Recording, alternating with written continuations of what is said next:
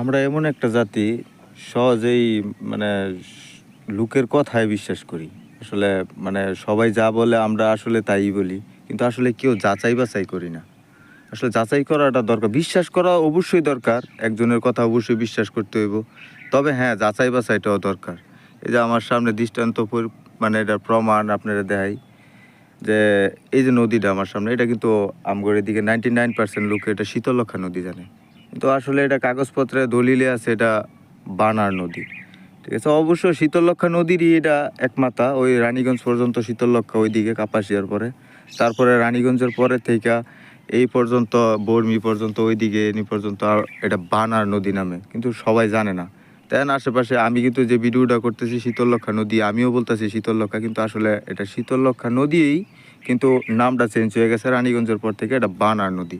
কে কে জানেন অবশ্যই জানাবেন।